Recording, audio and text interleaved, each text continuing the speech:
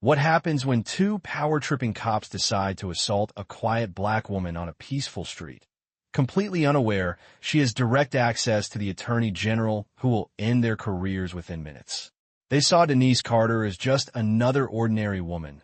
Calm, unthreatening, someone they could dominate without consequence. But what they failed to see was the quiet authority behind her steady eyes and the power she carried without ever raising her voice. Before we go any further, comment where in the world you are watching from and make sure to subscribe because tomorrow's story is one you don't want to miss. The morning had settled gently over Maplewood Drive, the kind of suburban street where nothing ever seemed to happen too quickly. Sunlight filtered through tall oak trees, casting soft shadows across neatly trimmed lawns. A distant lawn mower hummed somewhere down the block, blending with the chirping of birds and the faint rustle of leaves. It was the kind of place where routine felt sacred, where neighbors waved without thinking, and where peace was not questioned. Denise Carter moved along the sidewalk with quiet purpose, a brown paper grocery bag balanced carefully against her hip. She wore a simple black blouse and dark jeans, nothing remarkable, nothing that demanded attention. Her posture was upright, steady, her face calm. There was a rhythm to her steps, unhurried yet deliberate, as though she had long ago learned that the world did not need to be rushed to be understood. A black sedan was parked in her driveway, just ahead, its surface reflecting the bright sky above. As she approached, the low growl of an engine interrupted the calm. A police cruiser turned the corner slowly, its presence almost intrusive against the quiet backdrop. The vehicle rolled forward with intention, tires crunching lightly against the pavement before coming to a stop just a few feet behind her. Denise paused, not abruptly, not with fear, but with awareness. She adjusted her grip on the grocery bag, then turned her head slightly, acknowledging the presence without reacting to it. The doors of the cruiser opened in unison. Officer Ryan Briggs stepped out first, his boots hitting the pavement with force that felt unnecessary.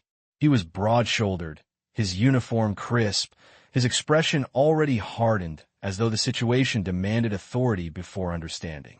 Officer Kyle Mercer followed, quieter in movement, but no less. Alert, his eyes scanning Denise with a subtle, judgmental intensity. "Ma'am," Briggs called out, his voice loud enough to disrupt the stillness of the entire street. "Hold up right there." Denise turned fully now, her gaze meeting his. There was no panic in her expression, no confusion, only a calm attentiveness.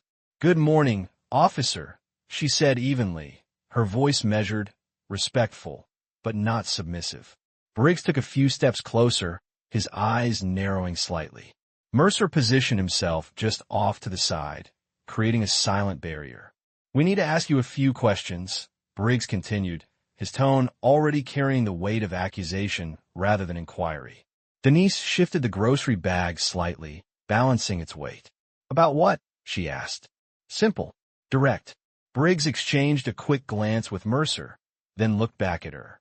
"You match the description of someone we are looking for," he said. The words hung in the air, vague and heavy at the same time. Denise did not react immediately. Instead, she studied him for a brief moment, as though measuring something deeper than his words. Then she nodded once, slowly. "I see," she replied. The street, once peaceful, now felt like it was holding its breath. "I see," she replied. The words had barely settled into the air before Officer Briggs stepped closer, his presence now invasive, his shadow stretching across the pavement toward her feet. "Yeah, I bet you do," he muttered, his tone dripping with condescension. "Set the bag down." Slowly. Denise did not argue. She bent her knees slightly, lowering the grocery bag onto the concrete with controlled care, each movement deliberate, as though she refused to let his urgency dictate her rhythm. Mercer circled slightly behind her, boots scraping lightly against the pavement, positioning himself as if she were already a threat that needed containment. "Hands where I can see them," Briggs snapped, his voice sharper now, louder, drawing the attention of a neighbor who had just stepped onto their porch across the street. Denise raised her hands calmly, palms open, her expression unchanged. "Officer, may I ask what exactly I am being accused of?" she said, her voice steady, almost gentle in contrast to his aggression. Briggs let out a short, humorless laugh. "You do not ask questions here. You answer them." He shot back, stepping even closer until the space between them felt intentionally suffocating. Mercer's hand hovered near, his belt, his posture tense, as if anticipating resistance that had not been given. "We had a report," Mercer added, his voice lower but equally firm. "Suspicious activity. Someone matching your description." Denise's eyes moved briefly between the two men, assessing, not reacting. "And what description would that be?" she asked. That question lingered longer than Briggs liked. His jaw tightened. "Do not play games," he snapped. "You think you're clever?" He reached forward suddenly, gripping her wrist with unnecessary force, pulling it slightly downward as if asserting control rather than ensuring compliance. The movement was abrupt, aggressive. Denise did not resist. She allowed her arm to move with his grip, her posture still upright, her breathing even. "You are making a mistake," she said quietly. Briggs leaned in closer, his voice dropping to a harsh whisper. "No, ma'am. The only mistake here is you thinking you get to walk away from this." Mercer moved in, grabbing her other arm, guiding it behind her back. The metal of the handcuffs clicked faintly as he prepared them, the sound sharp against the quiet neighborhood. A car slowed at the end of the street, its driver watching. A phone appeared in someone's hand across the sidewalk. The moment was no longer private. "This is not necessary," Denise said, still calm, though her voice carried a subtle firmness now. "Then you should have thought about that before acting suspicious," Briggs fired back, his tone rising again. Without waiting, Mercer pulled her wrists together. The cold steel touched her skin. The tension in the air thickened, heavy, undeniable. And still, Denise Carter did not resist. The cold steel snapped shut around Denise Carter's wrists with a sharp, final click that seemed to echo louder than it should have in the quiet suburban street. Officer Mercer tightened the cuffs, just enough to make a point, not enough to injure, but enough to remind her who believed he held control. "There," he said under his breath, stepping back as if securing a dangerous suspect. Denise remained still, her shoulders relaxed, her chin level, her eyes forward. No struggle, no raised voice, no panic. Just quiet observation. Officer Briggs exhaled sharply, rolling his shoulders as though satisfied with himself. "Now we're getting somewhere," he said, his tone smug, almost amused. He paced a slow half-circle in front of her, studying her face, searching for fear. That refused to appear. "You people always think you can talk your way out of it," he added, his voice loud enough for the growing audience to hear. Across the street, two neighbors now stood side by side, phones raised, recording. The low murmur of whispers began to ripple through the onlookers. Denise's gaze shifted briefly toward them, then back to Briggs, unshaken. "Officer," she said calmly, you're escalating a situation without cause." Briggs stopped pacing. His eyes narrowed. "Without cause," he repeated, his voice rising. "You want to tell me how to do my job?" He stepped closer again, invading her space, his finger lifting to point inches from her face. "You fit the description. You refuse to cooperate. That is cause." Denise did not flinch.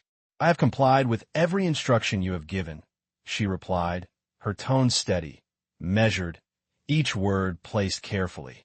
Mercer shifted uneasily behind her, glancing briefly at Briggs, then at the bystanders. The tension was beginning to draw attention in a way that could not be easily controlled. Briggs noticed it too, and it only fueled him further. "Search her," he ordered abruptly. Mercer hesitated for half a second, then moved forward, his hands patting along her sides, her pockets, the fabric of her clothing. The search was methodical but unnecessarily rough, as if the act itself was meant to justify their suspicion. Denise stood motionless, allowing it, her breathing slow, her composure unwavering. "Nothing," Mercer muttered after a moment, stepping back. That word hung in the air, heavy, inconvenient. Briggs scoffed, waving it off. "Of course nothing.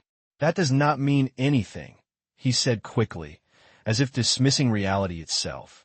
He turned back to Denise, his voice sharp again. Where were you coming from? The grocery store, she answered. And where are you going? Home. Simple answers. Clear. Unshaken. Briggs let out a short laugh, shaking his head. Convenient, he said. He reached down suddenly, grabbing the grocery bag she had set on the ground earlier, rummaging through it carelessly. Items shifted, a container tipped slightly, plastic rustling loudly in the tense silence. Milk, bread, fruit, he muttered mockingly. Real convincing. Denise watched him, her eyes calm, almost distant now, as if she were already seeing beyond this moment. The red and blue lights from the patrol car flashed rhythmically behind them, casting alternating colors across the scene, across faces, across the growing circle of witnesses. And still, despite the noise, despite the aggression, despite the humiliation of cold steel around her wrists, Denise Carter stood there like a fixed point in a storm, unmoved, unbroken, and quietly, unmistakably in control. Unmoved, unbroken, and quietly, unmistakably in control. Denise Carter's stillness only seemed to provoke Officer Briggs further, as if her composure itself challenged his authority. He dropped the grocery bag back onto the pavement with a careless motion, items shifting inside as the plastic crinkled sharply. You think standing there all calm makes you right? He snapped, his voice louder now, sharper, carrying across the street. Denise did not respond immediately. She simply watched him, her expression steady, her eyes clear, as if measuring something far beyond his words. That silence unsettled him more than any argument could have. Turn around, Briggs ordered suddenly, though her hands were already secured. Face the car. Denise complied without hesitation, pivoting smoothly, her movements controlled, deliberate, her posture upright even with her wrists bound behind her. The patrol car loomed just inches away now, its metal surface reflecting the flashing lights in distorted streaks of red and blue. Mercer stepped forward again, placing a firm hand against her upper back, pressing her toward the hood. The contact was unnecessary, forceful enough to be seen, intentional enough to humiliate. Denise's body absorbed the pressure without resistance, her balance steady, her expression unchanged. Stay still, Mercer muttered. Briggs moved to her side, his breathing heavier now, his voice carrying a mix of irritation and something less defined. You made this harder than it needed to be, he said. Denise turned her head slightly, her voice calm, almost soft. No, she replied. You did. The words landed with quiet precision, cutting through the noise of the flashing lights and the murmurs of the crowd. Briggs scoffed, shaking his head, but there was a flicker, brief, almost invisible, of something uncertain behind his eyes. It vanished quickly, buried beneath pride. We are taking you in, he said firmly. Disorderly conduct. Failure to cooperate. The charges came quickly, loosely, as if saying them aloud would make them real. Mercer reached for the rear door of the patrol car, pulling it open with a sharp motion. The hollow sound echoed through the street. Move, Briggs ordered again, his hand gripping her arm, guiding her forward. Denise stepped carefully, maintaining her balance, her composure intact. As she reached the open door, she paused, not resisting, not stepping back, simply stopping. The moment stretched, subtle but undeniable. The officers noticed it. The crowd noticed it. The air itself seemed to hold still. Denise spoke, her voice quiet, controlled, carrying more weight than its volume suggested. You are making a decision you cannot undo, she said. Briggs let out a short, dismissive laugh, though it sounded tighter now, less certain. Everything we do is justified, he replied quickly. Denise turned her head, just enough to meet his eyes, her gaze steady, unwavering. No, she said softly. Not everything. Mercer shifted slightly, his grip loosening for just a fraction of a second, as if the certainty in her voice had reached him in a way he could not explain. Briggs tightened his hold immediately, overriding the hesitation. Get in the car, he repeated, louder now, forcing the moment forward. And as Denise Carter stepped into the back seat without resistance, One truth settled quietly into place. This was no longer just an arrest. It was the point where everything had gone too far to be taken back. It was the point where everything had gone too far to be taken back. And yet Officer Ryan Briggs pressed forward as if momentum alone could justify what had already crossed the line. The rear door slammed shut behind Denise Carter with a heavy, final sound, sealing her inside the confined space of the patrol car. The flashing lights reflected across the glass, casting shifting streaks of red and blue over her calm, unmoving face. Outside, the small crowd lingered, phones still raised, capturing every second. Briggs circled the vehicle with quick, rigid steps, his jaw tight, his movements sharper now, more deliberate, as though control had to be constantly reinforced to remain real. Officer Kyle Mercer hesitated for just a moment longer near the curb, glancing toward the onlookers, then back at Briggs. "We should clear this," Mercer muttered quietly. Briggs did not slow down. "We are handling it," he snapped, opening the driver's door and sliding inside. Mercer followed into the passenger seat, the doors closing with synchronized clicks that echoed in the stillness. Inside the car, the tension thickened immediately. Briggs gripped the steering wheel, his knuckles tightening as he stared forward.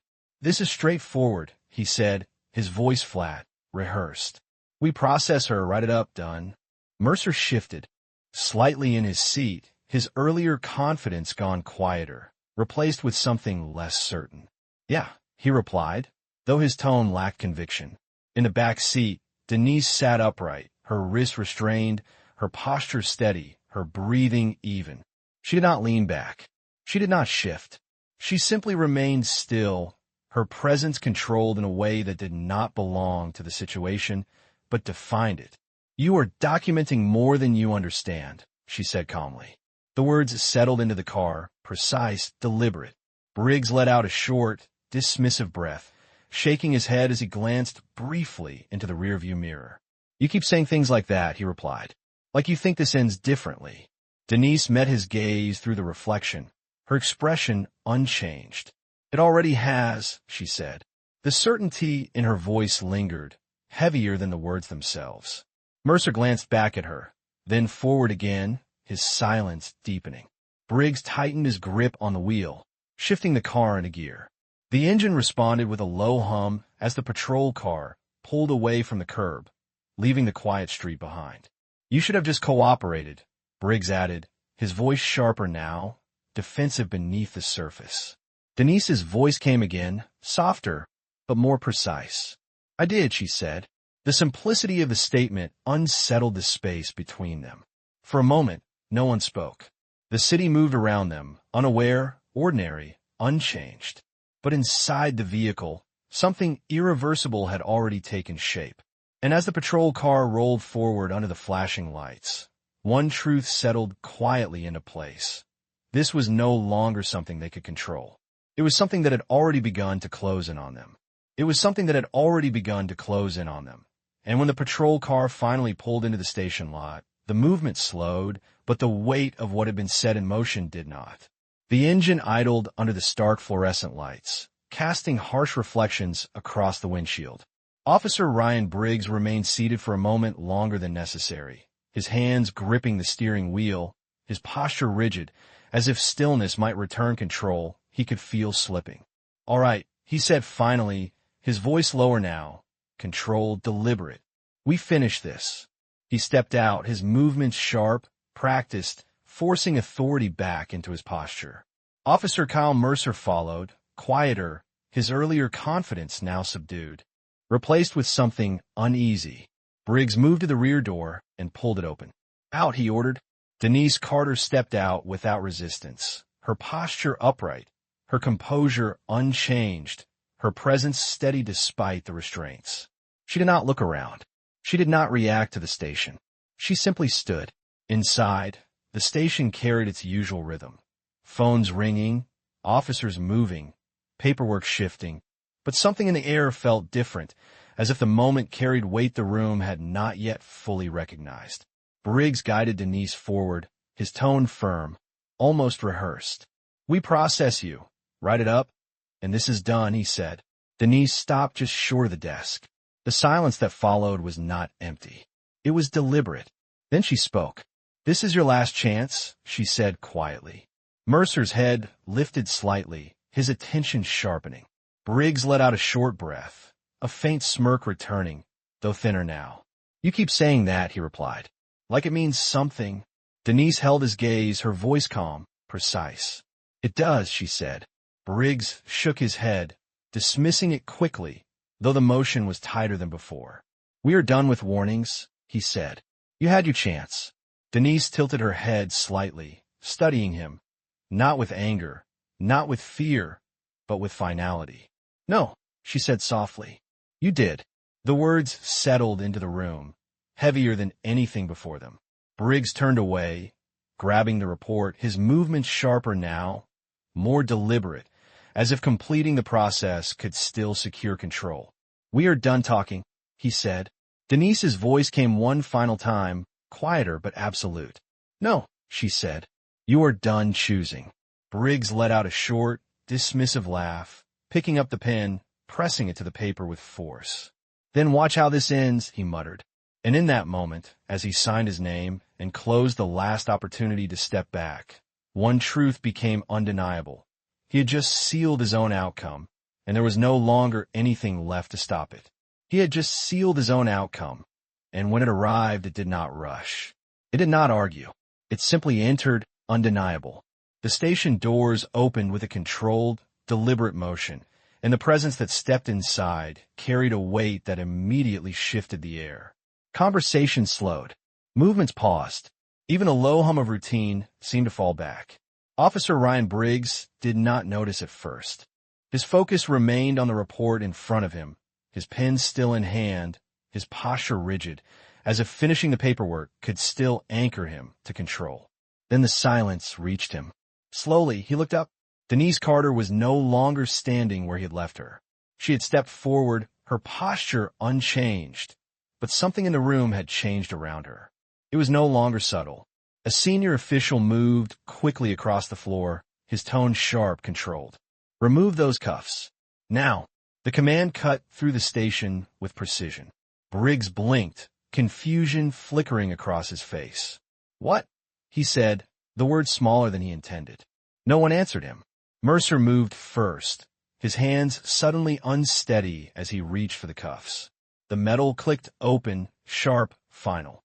Denise lowered her hands slowly, adjusting her posture with quiet precision, as if the restraints had never defined her. The senior official turned toward her, his voice respectful now, measured. "Ma'am, we received your call." The words landed like a fracture through the moment. Briggs's hand dropped from the desk. "Your call?" he repeated, his voice tightening. Denise turned toward him fully now, her presence calm, steady, but no longer contained. It did not need to be. "Yes," she said simply. Another voice followed, deeper, authoritative, coming through a speaker mounted on the wall. "This is Attorney General William Hargrove." The entire room froze. Even the air seemed to still. Briggs's face drained of color, his shoulders lowering slightly, his certainty collapsing in real time. "No, that is not," he started, but the words failed him before they could form. The voice continued, precise, controlled. "The incident involving Ms. Carter has been reviewed. Immediate action is required."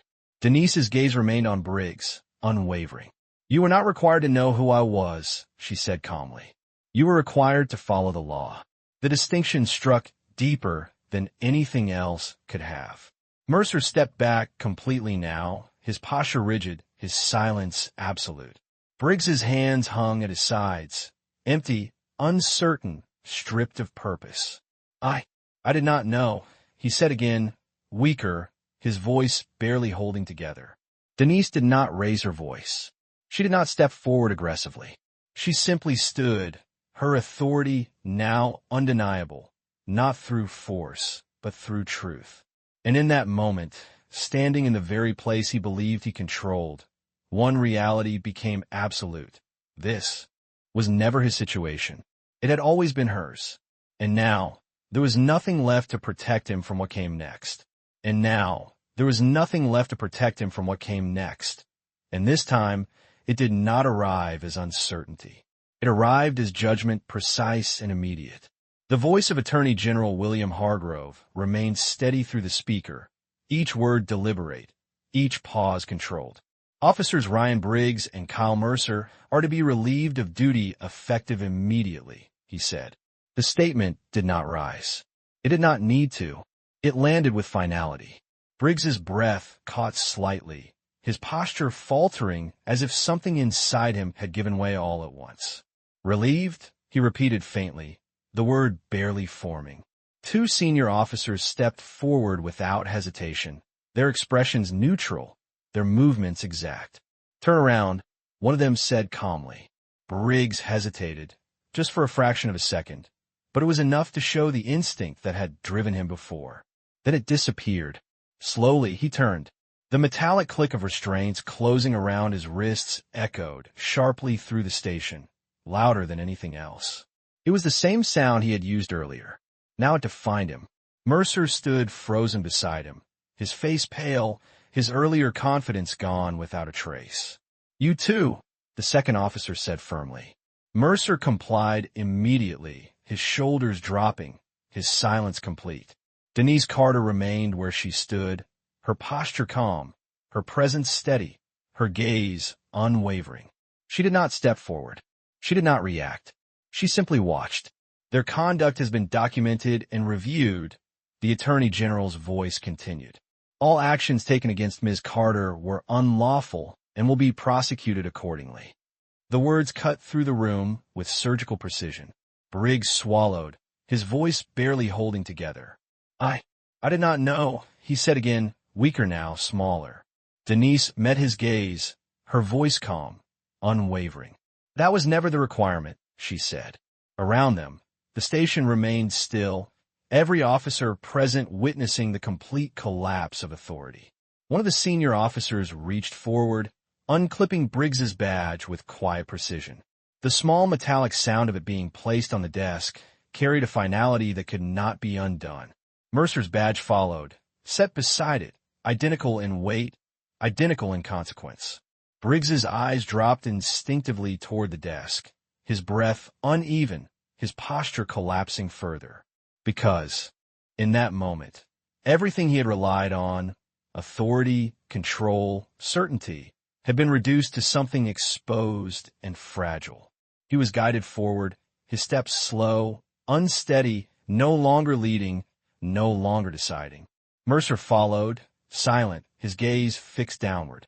And as they were led out of the station, past the same space where they had once stood with confidence, one truth remained clear for everyone who witnessed it. This had never been about power. It had been about accountability. And now, it had taken everything from them. And now, it had taken everything from them. And once that truth settled, the station itself seemed to breathe again. The sharp tension that had filled every corner only moments before began to dissolve, not in noise, but in quiet order. Conversations resumed, softer now, more measured. Papers moved with intention. The rigid edge of authority gave way to something steadier, something grounded in purpose rather than control. Denise Carter stood at the center of that shift, her posture upright, her presence unchanged. There was no visible reaction on her face, no triumph, no anger, only calm. The kind of calm that did not need to prove itself. The desk where the badges had been placed remained untouched, the small pieces of metal now stripped of meaning, reduced to objects rather than symbols. Officers moved around them carefully, their awareness sharpened, their voices lower, their actions more deliberate. One by one, eyes lifted toward Denise, not with curiosity, not with fear, but with respect. She adjusted the sleeve of her blouse with a small, precise motion, then gathered her belongings without haste.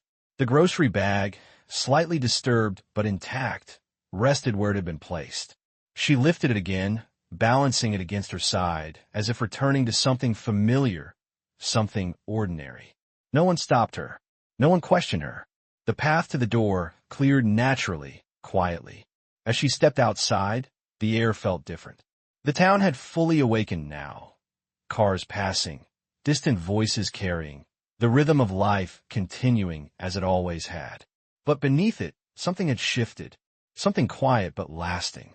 Denise paused briefly at the edge of the sidewalk, her gaze moving across the street where the morning had first been interrupted. The same houses stood, the same trees swayed gently, the same light stretched across the pavement. For a moment, it was as if nothing had happened at all. Then she stepped forward, her pace steady, her posture unchanged, returning to the rhythm of the day as if it had never been broken. Because for her it had not been. Justice had not needed to raise its voice. It had not needed to force itself into the moment.